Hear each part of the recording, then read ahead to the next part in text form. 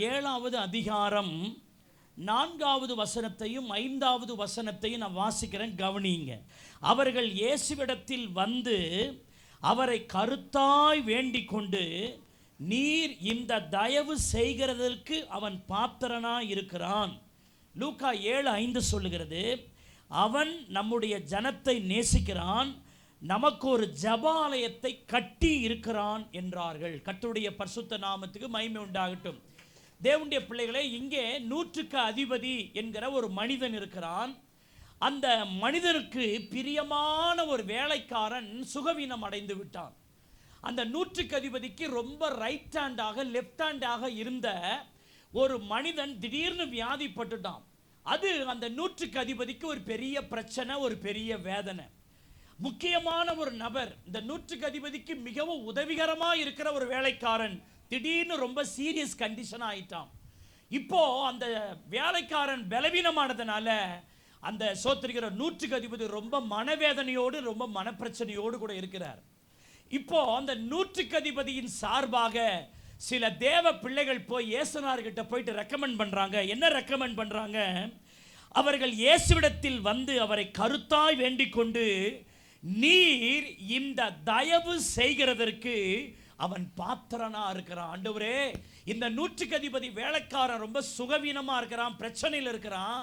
அவன் பிரச்சனையிலிருந்து நீங்க வேண்டுமானால் நீங்க தான் அவனுக்கு என்ன செய்ய வேண்டும்? தயவு செய்யணும்.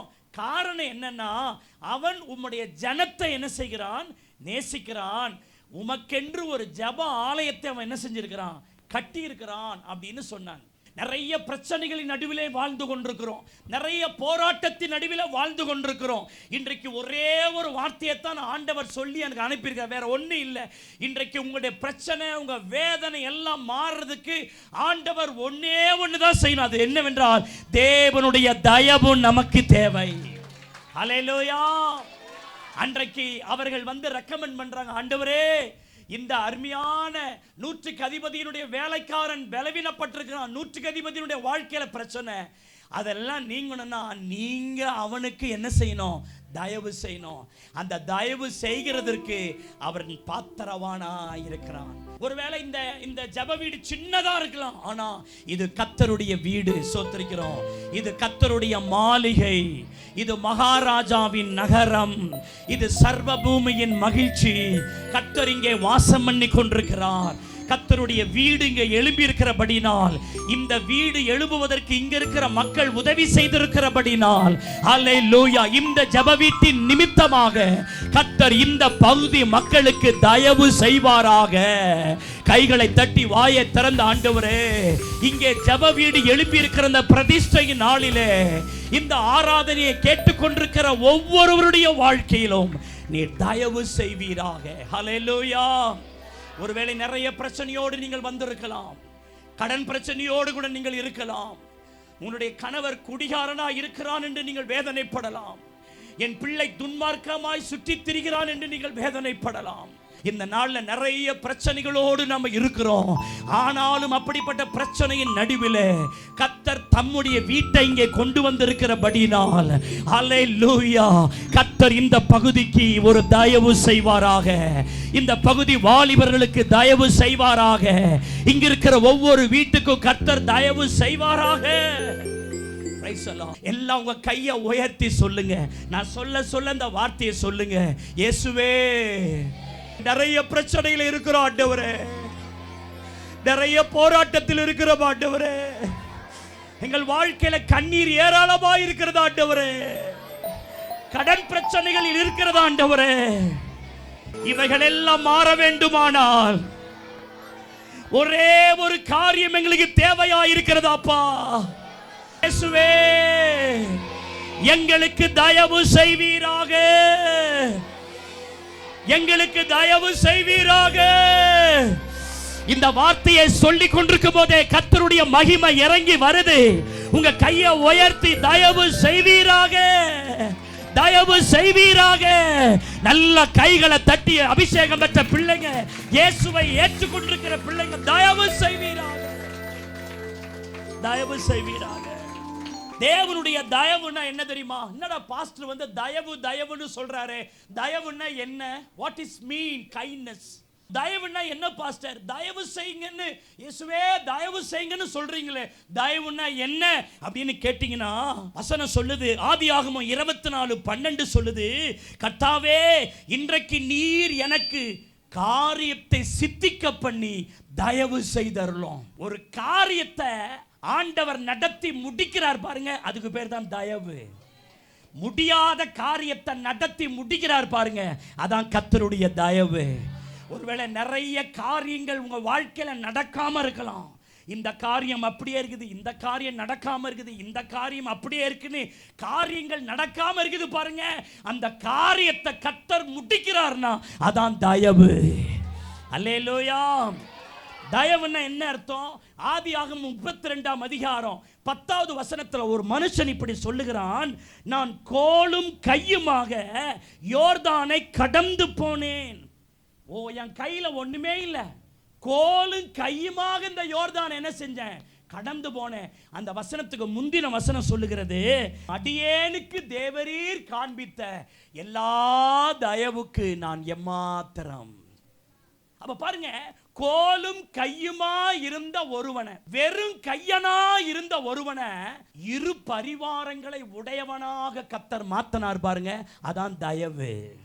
அல்லேலூயா. வெறுங்கை, குடும்பத்தில் ஒன்றும் இல்லை, கடன் தான் இருக்குது, என் வாழ்க்கையில் ஒன்றுமே இல்லை, என் வீட்டில் ஒன்றுமே இல்லை அப்படின்னு சொல்கிற நம்முடைய வாழ்க்கையை எல்லாவற்றாலும் நிரப்புறாரு பாருங்க, அதுக்கு பேர் தான் தயவு. இந்த தயவு நமக்கு தேவையா தேவையில்லையா? அல்லேலூயா. இந்த தேவனுடைய தயவு என்றால் அர்த்தம் என்ன? அநேக மனிதர்கள் நமக்கு உதவி செய்ய முன் வர்றாங்க பாருங்க, அது தேவனுடைய தயவுக்கு அடையாளமாக இருக்குது. நாம இருப்போம், நமக்கு நிறைய பேர் உதவி செய்ய வருவாங்க, அது தேவனுடைய தயவு இருந்தால் தான் அதெல்லாம் நடக்கும். சோத்திரிக்கணும். ஆண்டவருடைய தயவு மட்டும் உங்கள்கிட்ட இருந்துச்சுன்னு வச்சுங்க, நிறைய பேர் வந்து உங்களுக்கு உதவி செய்வாங்க. அல்லேலூயா. பாருங்க, யோசேப்பு என்கிற ஒரு மனுஷனை பார்க்கிறோம். அவன் அடிமையாக எகிப்துக்கு போனான். அந்த மனிதனுக்கு மனுஷருடைய கண்களிலே தயவை ஏற்படுத்தினார்.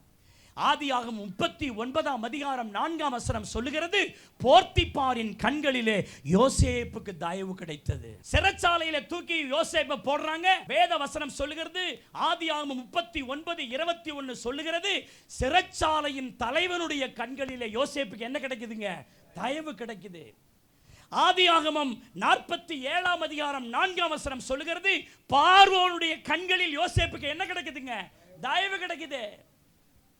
யோசேப்பு ஒரு சாதாரணமான ஆள் தான், ஆனால் அந்த தேசத்தினுடைய போர்த்திபாரின் கண்களிலே தயவு, சிறைச்சாலை தலைவனுடைய கண்களிலே தயவு, பார்வோனுடைய கண்களிலே தயவு, எல்லார் கண்களுக்கும் யோசேப்புக்கு தயவு கிடைக்குது. காரணம் என்னன்னா, தேவன் அவன் மேல் தயவுள்ளவராக இருந்தார். இந்த செய்தியை கேட்டுட்டு இருக்கிற உங்க வாழ்க்கையில வரப்போகிற நாட்களில நிறைய பேர் வந்து உங்களுக்கு உதவி செய்யும்படியாக கர்த்தர் தயவுகளை உங்களுக்கு ஏற்படுத்தி தருவார். அதான் தேவனுடைய தயவு. ஹல்லேலூயா. தேவனுடைய தயவுனா என்ன? தயவு அப்படின்னா என்ன அர்த்தம்? யோபு 10ஆம் அதிகாரம் 12ஆம் வசனம் சொல்லுகிறது, எனக்கு ஜீவனை தந்ததும் அல்லாமல் நீர் எனக்கு தயவும் பாராட்டினீர். ஒரு ஆசீர்வாதத்திற்கு மேல இன்னொரு ஆசீர்வாதத்தை கூட்டி கொடுப்பது தேவ தயவு. இந்த வசனம் எப்படி சொல்றது பாருங்க, எனக்கு ஜீவனை தந்ததும் அல்லாமல் அதற்கு மேலாக எனக்கு என்னவும் பாராட்டினீர்? தயவு பாராட்டினீர். உதாரணமாக உங்க வீட்டு வாசப்படியில ஒரு பிச்சைக்காரன் வந்து, அம்மா தாயே சாப்பிட்டு 3 நாளாச்சு, பசிக்குது, சாப்பிடலன்னா செத்து போயிடும் போல இருக்குது, எனக்கு சாப்பாடு கொடுங்கன்னு உங்க வீட்டில் ஒரு பிச்சைக்காரன் வந்து சாப்பாடு கேட்கறான்னு வச்சுங்க. அவனுக்கு சாப்பாடு, ஒரு சாம்பார் சாதம் உள்ள ஒரு சாப்பாட்டை அந்த பிச்சைக்காரனை கொடுத்து அவன் உயிரை காப்பாத்துறதுக்கு சாப்பாடை கொடுக்குறீங்கன்னா அது அவனுக்கு ஜீவனுக்கு நீங்க உதவி செய்றீங்கன்னு அர்த்தம். அதே நேரத்தில் அந்த சோத்திர பிச்சைக்காரனுக்கு கொஞ்சம் கறியும் வச்சு கொஞ்சம் முட்டையும் அதுக்கு மேல வச்சு கொடுத்தீங்கன்னா அதான் தயவு பாராட்டுறதுன்னு அர்த்தம். அல்லேலூயா. தேவ தயவுன்னு என்ன தெரியுமா? ஒரு ஆசீர்வாதத்திற்கு மேல இன்னொரு ஆசீர்வாதத்தை கூட்டி கொடுப்பது தேவ தயவு. அல்லேலூயா. இந்த தயவு உங்களுக்கு வேணுமா வேணாமா? தேவ தயவு வேணுமா வேணாமா? வேணும்னு சொன்னா எங்களுக்கு உம்முடைய தயவு வேணும்னு சொல்லி கைதட்டி கர்த்தரை ஸ்தோத்திரம் பண்ணுங்க. எங்களுக்கு உம்முடைய தயவு தேவை. தேவ தயவுன்னா என்ன தெரியுமா அர்த்தம்? 1 சாமுவேல் 1:18. இங்கே அன்னாள் என்கிற ஒரு மகளை பார்க்கிறோம். அன்னாளுடைய வாழ்க்கையில துக்கம், அன்னாளுடைய வாழ்க்கையில மனமடிவு. அன்னாள் என்கிற அந்த பெண் வாழ்க்கையில அழுதுகிட்டே இருப்பா, சாப்பிடவே மாட்டா. அவளுடைய குடும்பத்தில் அவளுடைய வாழ்க்கையில ஒரு பெரிய துக்கம் அன்னாளுக்கு இருந்துச்சு. இன்னைக்கு நிறைய பேருடைய வாழ்க்கையில துக்கம் இருக்கலாம். வெளியே நீ சிரிக்கலாம், ஆனா உன் உள்ளத்துல பல துக்கத்தோடு கூட நீ இருக்கலாம். உன் துக்கத்துக்கு பல காரணங்கள் இருக்கலாம், ஆனாலும் நீ துக்கத்தோடு நீ இருக்கலாம். என்னம்மா எப்படிமா இருக்கிறீங்க, நல்லா இருக்கீங்களான்னா பேருக்கு நல்லா இருக்கிறேன்னு சிரிச்ச மாதிரி சொல்லுவீங்க, ஆனா உங்க இருதயத்தில் நிறைய துக்கத்தோடு இந்த வார்த்தையை கேட்டுக்கொண்டிருக்கலாம். அப்படித்தான் அன்னாள் துக்கமா இருந்தா. வசனம் சொல்லுகிறது 1 சாமுவேல் 1:18 சொல்லுகிறது, அப்பொழுது அவள் உம்முடைய அடியாளுக்கு தயவு கிடைக்க கடவது என்றால், அப்புறம் அவள் துக்கமுகமா இருக்கவில்லை. தேவ தயவுன்னா என்ன தெரியுமா? என் துக்கம் எல்லாம் என்னை விட்டு நீங்குவது தேவனுடைய தயவு. கைகளை தட்டி கர்த்தரை ஸ்தோத்திரம் பண்ணுங்க. அல்லேலூயா. உன் துக்கத்தை உன்னை விட்டு நீக்கிறார் பாருங்க. உங்க வேதனையை உங்களை விட்டு கர்த்தர் நீக்கிறார் பாருங்க. அதான் ஆண்டவர் செய்கிற தயவு. அதான் ஆண்டவர் செய்கிற favor, the God's favor, the God's kindness, God goodness. ஆண்டவருடைய தயவு என்றால் என்ன? உன் துக்கத்தை எல்லாம் மாற்றுவது. தயவுன்னா என்ன? சங்கீதம் 30:7 சொல்லுகிறது, கர்த்தாவே உம்முடைய தயவினால் என் பர்வதத்தை திடமாய் நிற்க பண்ணினீ. என் வாழ்க்கை அப்படியே கீழே விழுந்துருமோ? என் கீழே விழுந்த என் வாழ்க்கையை, அசைஞ்சு கிடந்த என் வாழ்க்கையை, தள்ளாடிக்கிட்டு இருந்த என் வாழ்க்கையை தாவீது சொல்லுகிறார், உளையான சேற்றில் இருந்த என்னை, பயங்கரமான குழியில் இருந்த என்னை கர்த்தர் தூக்கி எடுத்து கன்மலையின் மேல் என் பாதங்களை உறுதிப்படுத்தி என்னை நிற்க வைத்திருக்கிறார். அல்லேலூயா. அப்ப தேவ தயவு என்ன? உங்க குடும்பத்தை நிலைநிறுத்துவது, உங்க வாழ்க்கையை நிலைநிறுத்துவது. அதான் தேவ தயவு. இந்த தயவு நமக்கு தேவையா தேவையில்லையா யோசிச்சு பாருங்க. எஸ்றா 7:9 தேவ தயவுனா என்ன? அவன் பாபிலோனில் இருந்து பிரயாணமாய் புறப்பட்டு தன் தேவனுடைய தயவுள்ள கரம் அவன் மேல் இருந்ததனால் அவன் எருசலேமுக்கு வந்தான். கர்த்தருடைய கரம் நம்மோடு கூட இருப்பது தேவ தயவு. ஆண்டவருடைய கரம் நம்மோடு கூட இருப்பது தேவனுடைய தயவு.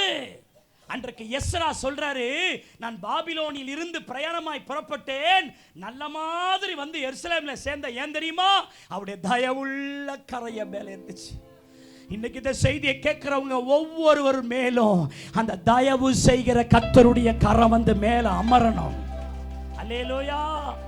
ஒரு மனுஷன் வந்து சொன்னா, ஆண்டவர்கிட்ட பார்த்து சொன்னா, என் குமாரத்தி பிழைக்கும்படி உம்முடைய கரத்தை வந்து வைங்க ஐயா. எனக்கு தெரியும் அந்த கரம் வைக்கப்பட்டா நாங்கள் பிழைத்துக் கொள்வோம். அந்த கரம் எங்களை பிழைக்க வைக்கிற கரம்.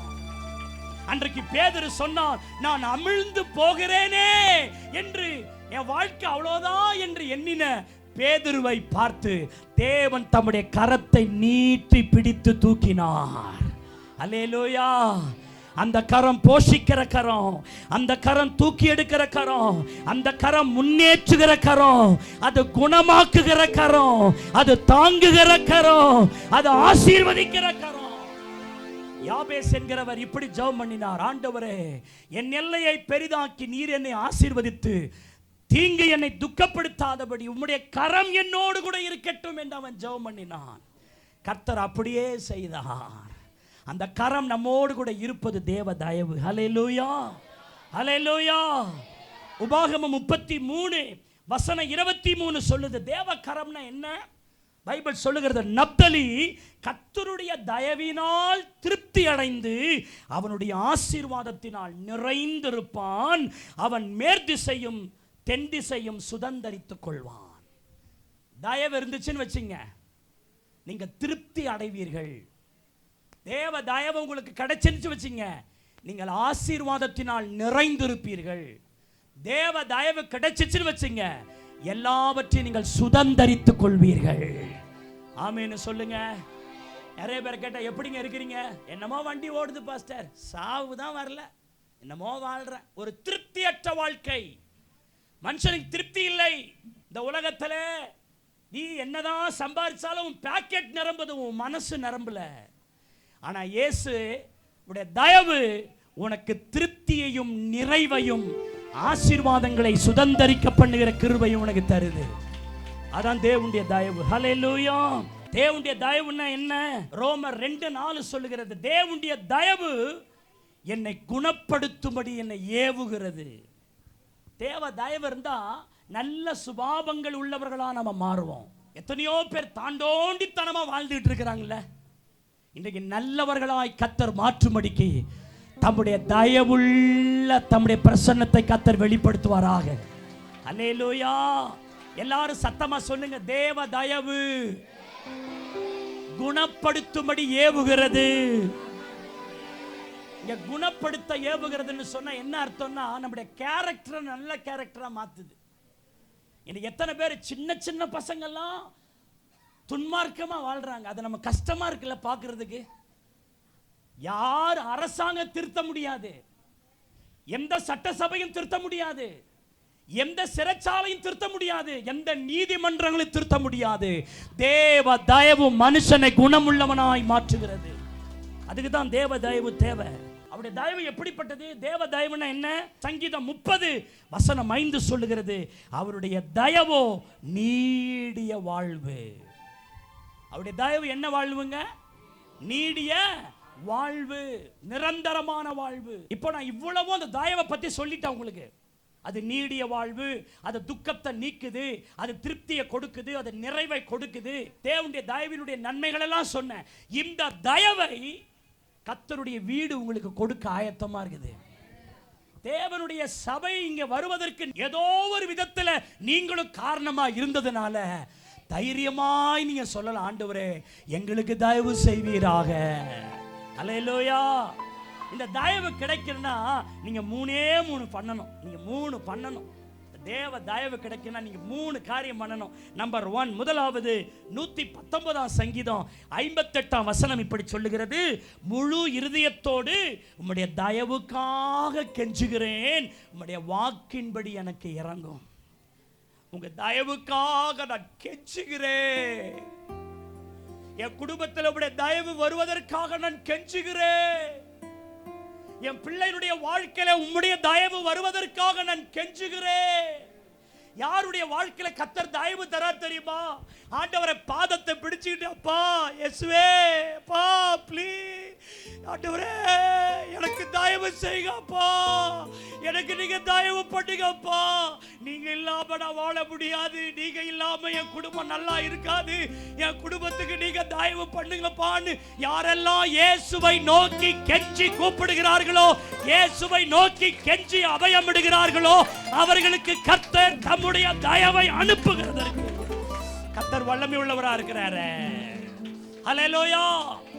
நிறைய விதத்துல ஆண்டவர்ட்ட ஜெபிக்கலாம். ஆனா தேவ தயவுக்காக நீங்க இப்படித்தான் ஜெபிக்கணும். கெஞ்சுதல். ஒரு பிள்ளை அம்மா கிட்ட போய், அம்மா எனக்கு ஸ்கூல் ஃபீஸ் கட்டணும், எனக்கு இந்த ட்ரெஸ்ஸை வாங்கி கொடுங்கன்னு ஒரு பிள்ளை கெஞ்சி கேட்கும் போது எந்த தாயும் மனது உருகும் அல்லவா? கெஞ்சி கேட்டால் எந்த தகப்பனுடைய இருதயம் உருகும் அல்லவா? வானத்தையும் பூமியை உண்டாக்குனவருக்கு முன்பாக சும்மா சட்டம் போடுற மாதிரி பேசக்கூடாது. ஆண்டவரே இதை தாங்கன்னு கேட்க கூடாது.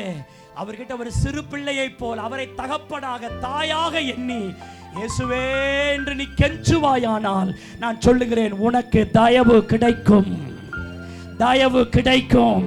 நான் விசுவாசிக்கிற இந்த நாள் கர்த்தருடைய தயவு உனக்கு கிடைக்கிற நாள். கைகளை தட்டி நீ அதை பெற்றுக்கொள். தேவனே உம்முடைய தயவு எங்களுக்கு கிடைப்பதாக. அதுதான் 119 சங்கீதம் 41 தாவீது சொல்லுகிறார், உம்முடைய தயவு எனக்கு வருவதாக. ஓசியா 12 யாக்கோப்பை பற்றி வேதம் இப்படி சொல்லுகிறது, அவன் அழுது அவரை நோக்கி கெஞ்சினான், கர்த்தர் அவனை சந்தித்தார். 2 நாளாகமம் 33 12 13 மனாசேவை குறித்து வேதம் சொல்கிறது, அவன் நெருக்கப்படுகையில் தன் தேவனாகிய கர்த்தரை நோக்கி என்ன செய்தான்? கெஞ்சினான். 13 அவர் அவன் கெஞ்சுதலுக்கு இறங்கி அவன் ஜெபத்தை கேட்டு அவனை திரும்ப தன் ராஜ்யத்திற்கு கொண்டு வந்தார். மல்கியாவின் புஸ்தகம் 1ஆம் அதிகாரம் அதனுடைய 9ஆம் வசனம் சொல்லுகிறது, இப்பொழுது தேவனுடைய சமூகத்தை நோக்கி கெஞ்சி கூப்பிடுங்கள், அப்பொழுது அவர் இறங்குவார். நீங்க கெஞ்சனா அவர் இறங்காம இருக்கவே மாட்டார். அவர் உங்களுக்கா இறங்குவார். சின்ன வயசுல ரோட்ல நடந்து போயிட்டு இருந்தேன். அப்ப ஒரு ரவுடி ஒருத்தவனை போட்டு அடிச்சிட்டு இருக்கான். நான் கண்ணார பார்க்கிறேன். 6வது படிக்கிறேன். நான் அடி வாங்குறவனுடைய அம்மாவுக்கு அந்த செய்தி போய் கேட்டுருச்சு. அந்த அம்மா ஓடி வந்து தன் பிள்ளைய கட்டி பிடிச்சிட்டு அந்த ரவுடி கிட்ட கெஞ்சறாங்க, என் பிள்ளைய அடிக்காதப்பா, என் பிள்ளைய அடிக்காதப்பா, என் பிள்ளைய அடிக்காதப்பா, அடிக்காதப்பான்னு அந்த பிள்ளைய கட்டி பிடிச்சிக்கிட்டு அந்த ரவுடி கிட்ட கெஞ்சறாங்க. அந்த படுபாவி அந்த தாயினுடைய கெஞ்சுதலுக்கு அவன் இறங்கவே இல்லை. அவன் அடித்த அடிகள் பெரும்பாலும் அந்த அம்மா மேலேயே விழுந்துச்சு. அந்த அம்மா தன் வலியை தாங்கிட்டு அந்த பிள்ளையை கட்டி பிடிச்சிக்கிட்டு, என் பிள்ளைய அடிக்காதப்பா, அடிக்காதப்பா. என் கட்டுக்கு முன்னாடி அந்த காட்சி இருக்குது. சில நேரம் இந்த உலகத்தில் நீ கெஞ்சும் பொழுது உன் கெஞ்சுதலை இந்த உலகம் செவிசாய்ப்பதில்லை. ஆனால் கர்த்தரை நோக்கி நீ கெஞ்சி கூப்பிடுவாயானால், இயேசுவே இயேசுவே என்று கெஞ்சி கூப்பிடுவாயானால், நீ எந்த ஜாதியா இருந்தாலும், எந்த மதத்தை சேர்ந்தவர்களாய் இருந்தாலும், எந்த கோத்திரத்தை சேர்ந்தவர்களாய் இருந்தாலும், இயேசுவே என்று கெஞ்சுவாயானால் உனக்கு இறங்கி உனக்கு விடுதலை செய்வதற்கு என் ஆண்டவர் வல்லமை உள்ளவராய் இருக்கிறார். கெஞ்சுகிறவர்களுக்கு அவர் தயவு செய்கிறார். இரண்டாவது சொல்றேன், யாருக்கு கர்த்தர் தயவு செய்வார் தெரியுமா? நீதிமொழிகள் 11ஆம் அதிகாரம் 27ஆம் வசனம் இப்படி சொல்லுகிறது, நன்மையை ஜாக்கிரதையோடு தேடுகிறவன் தயவை பெறுவான், தீமையை தேடுகிறவனோ தீமையே அவனுக்கு வரும். நல்லா கவனிங்க, நன்மையை ஜாக்கிரதையோடு தேடுகிறவன் தயவு பெறுவான். அந்த நன்மை தான் கர்த்தராகிய இயேசு கிறிஸ்து. வேதம் சொல்லுகிறது அவர் நன்மைகளின் ஆண்டவர். எபிரேயர் 9ஆம் அதிகாரம் 11ஆம் வசனம் இப்படி சொல்லுகிறது, கிறிஸ்துவானவர் வரப்போகிற நன்மைகளுக்கு பிரதான ஆசாரியராய் இருக்கிறார். இயேசுதான் நன்மை, நன்மைதான் இயேசு. அந்த இயேசுவாகிய நன்மையை எவன் ஒருவன் தேடுவானோ தேடுகிறவனுக்கு கர்த்தர் தயவு செய்கிறார். நீ யாரையோ தேடுகிறாய் சகோதரனே, சகோதரியே, உன் வாழ்வு நன்மை பெற, உன் வாழ்விலே ஒரு நன்மை உண்டாக நீ யாரையோ தேடி போகிறாய். நான் சொல்லுகிறேன், நன்மையை தருகிற இயேசுவை நீ தேடுவாயானால், நன்மையை தருகிற இயேசுவை நீ தேடி வருவாயானால், இந்த நன்மை உள்ள ஆண்டவர் உனக்கு தயவு செய்வார். அல்லேலூயா. உனக்கு ஒரு வாய்ப்பு. இன்றே ரட்சண்ய நாள், இன்றே அனுக்கிரக நாள். நீ தேடி வருவாயானால் தேடி வருகிற ஒருவரையும் அவர் புறம்பே தள்ள மாட்டார். தேடி வருகிறவர்களுக்கு வாழ்வு கொடுக்கிற கர்த்தர் நம்முடைய கர்த்தர். அல்லேலூயா, அல்லேலூயா. அருமையான தேவனுடைய பிள்ளை, அவர் நன்மைகளின் ஆண்டவர், நன்மை செய்கிறவராய் சுற்றித் திரிகிறவர், நன்மையானதை தருகிறவர். அவருடைய ரத்தம் நன்மையானவைகளை பேசுகிறது. உன் குடும்பத்துக்கு நன்மை செய்வார், உன் பிள்ளைகளுக்கு நன்மை செய்வார், உன் வியாபாரத்தில் நன்மை செய்வார், நீ கையிடுகிற எல்லா வேலையிலும் நன்மை செய்வார். இயேசுவை தவிர நன்மை செய்கிற தெய்வம் இந்த உலகத்தில் இல்லவே இல்லை. அவர்தான் நன்மைகளின் ஆண்டவர். நீ செய்ய வேண்டியது ஒன்னே ஒண்ணுதான், you must seek the Lord. நீ தேவனை மட்டும் தேடிடு ஐயா, நீ தேவனை மட்டும் தேடு. பைபிள் சொல்லுது, முதலாவது தேவனுடைய ராஜ்யத்தையும் அவருடைய நீதியும் தேடு, அதுக்கு பிறகு எல்லாம் உனக்கு தரும். நீ ஒரு ஹோட்டலுக்கு போற, ஹோட்டலில் இருக்கிற சர்வர் கேட்பான், என்னப்பா வேணும்? இட்லி வேணுங்க, எனக்கு ஒரு செட்டு இட்லி எடுத்துட்டு வாங்க. நீ ஒரு செட்டு இட்லின்னு கேட்ட உடனே முதல்ல அவன் தண்ணி எடுத்துட்டு வந்து வைப்பான், தட்டு எடுத்துட்டு வந்து வைப்பான், கார சட்டி எடுத்துட்டு வந்து வைப்பான், சாம்பார் எடுத்துட்டு வந்து வைப்பான், இன்னும் அந்த இட்லிக்கு என்னென்ன தொட்டுக இருக்கோ அதெல்லாம் எடுத்துட்டு வைப்பான். கடைசியில் இட்லியை வந்து வைப்பான். நீ கேட்டது வெறும் இட்லி தான். இட்லியை கேட்டா சாம்பார் சட்னி எல்லாம் கேட்காமலே வருதல்லவா? அதே போல நீ இயேசுவை தேடிட்டா போதும், சுகம் கேட்காமலே வரும், நன்மை கேட்காமலே வரும், கடன் பிரச்சனைகளில் இருந்து விடுதலை கேட்காமலே வரும். உனக்கு என்னென்ன தேவையோ இயேசுவால் எல்லாம் வரும். ஒன்னே ஒண்ணுதான், இயேசுவை தேடு. நான் ஒரு முறை சர்ச்சில் உட்காந்துக்கிட்டு இருந்தேன். சர்ச்சுக்குள்ள உட்காந்துருக்கேன். ஒரு பிசாசு பிடித்த சோத்திரம் ஒரு சகோதரியை உள்ள கூட்டிட்டு வராங்க. ஆனா அந்த அம்மா உள்ள வரமாட்டேது. வாசற்படியில அட்டம் பிடிக்குது. என்னை விட்டுங்க, நான் அதுக்குள்ள வரமாட்டேன் அப்படின்னே சொல்லுது. என் காதுல கேட்குது. நான் சொல்றேன், எப்படியாவது அவங்கள கூட்டிட்டு வாங்கன்றேன். அவங்க முயற்சி பண்ணி தூக்கி கூட்டிட்டு வர பார்க்குறாங்க. அது உள்ளவே வரமாட்டேன்னுது சபைக்குள்ள.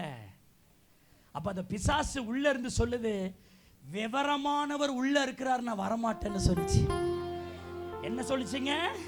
விவரமானவர் உள்ள இருக்கிறார், நான் என்ன செய்ய மாட்டேன், வரமாட்டேன். ஓ, இந்த இடம் சின்ன இடம் மாதிரி தெரியலாம், ஆனா விவரமான ஒரு தெய்வம், உனக்கு நன்மை செய்கிற ஒரு தெய்வம், உன் கண்ணீரை துடைக்கிற தெய்வம், உனக்கு ஆறுதல் கொடுக்கிற தெய்வம், உனக்கு சமாதானம் கொடுக்கிற தெய்வம், உனக்கு ஒரு நன்மை செய்கிற தெய்வம் இருக்கிறாரு.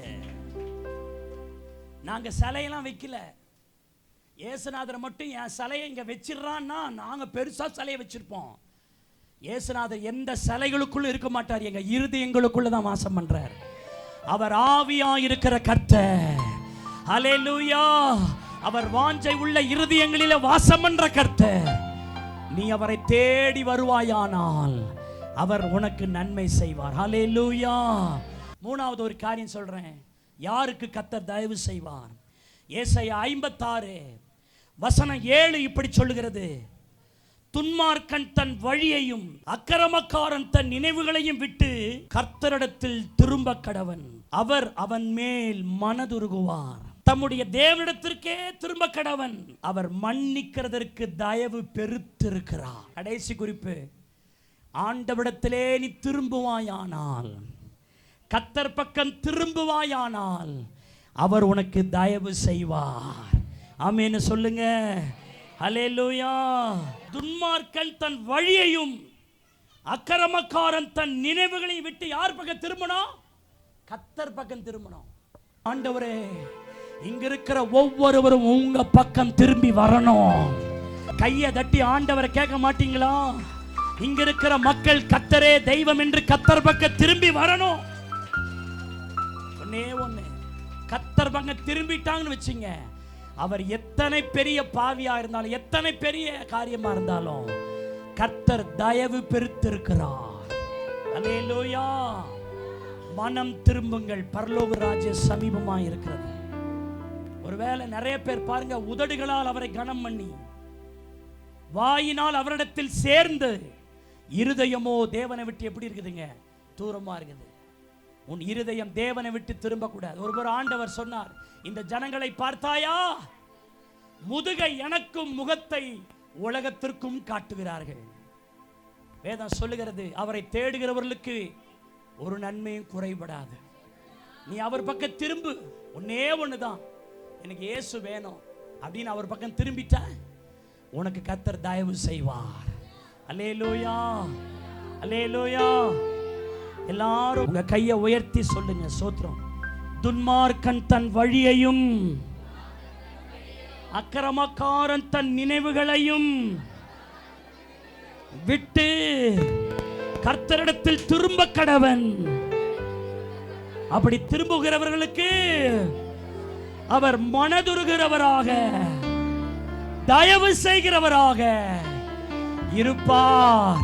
கையை உயர்த்தி எல்லாம் சொல்லுங்க, ஆண்டவரே, இந்த பகுதி ஜனங்கள் உங்க பக்கம் திரும்பட்டும் ஐயா.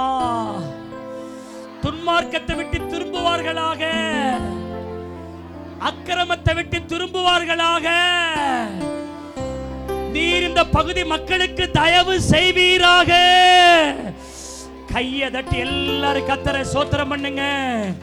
இயேசுவின் பின்னால் நான் செல்வேன், திரும்பி பார்க்க மாட்டேன், திரும்பி பார்க்க மாட்டேன். தயவு செய்து எல்லாரும் சேர்ந்து, இயேசுவின் பின்னால் நான் செல்வேன், திரும்பி பார்க்க மாட்டேன். ஸ்தோத்திரம். திரும்பி பார்க்க மாட்டேன். சிலுவையின் முன்னால் உலகமே பின்னால், சிலுவையே முன்னால்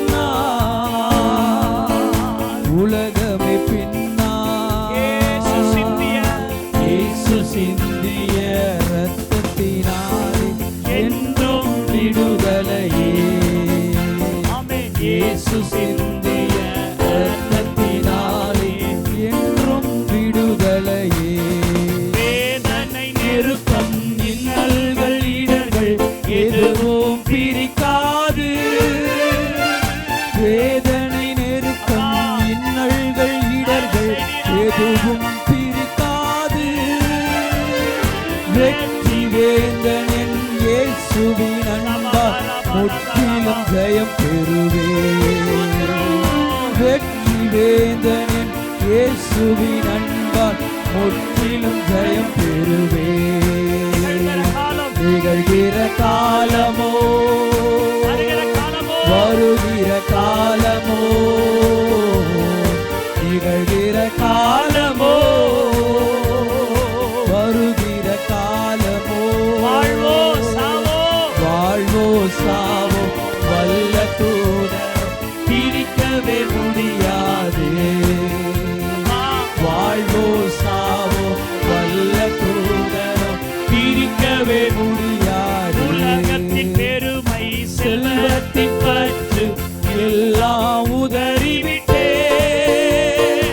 உலகத்தின் பெருமை செல்வத்தின் பற்று எல்லாம் உதறிவிட்டே. உடல் பொருளாவி உடைமைகள் யாவும் ஒப்பு கொடுத்து விட்டே. உடல் பொருளாவி உடைமைகள் யாவும் ஒப்பு கொடுத்து விட்டே. நானவர் ஆலயம், நானவர் ஆலயம், எனக்குள்ளே இயேசு, எனக்குள்ளே இயேசு. நானவர் ஆலயம், எனக்குள்ளே இயேசு.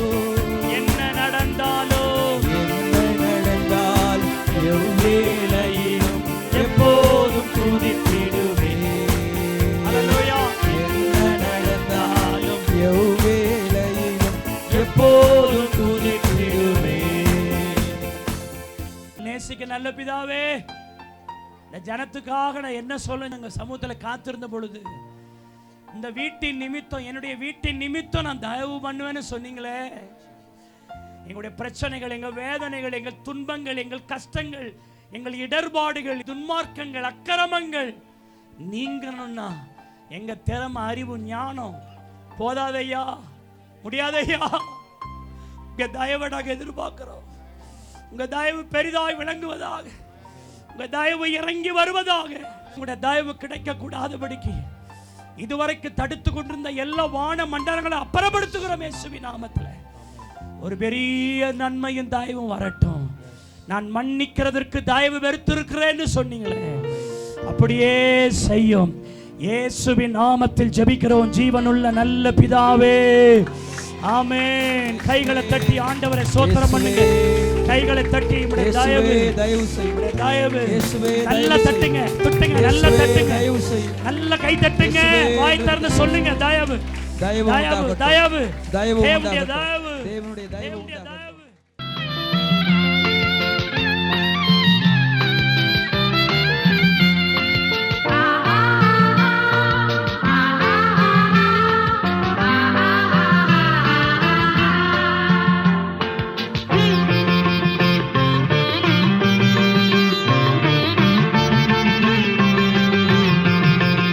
எந்தன் ஜெப வேளை உம்மை தேடி வந்தேன்.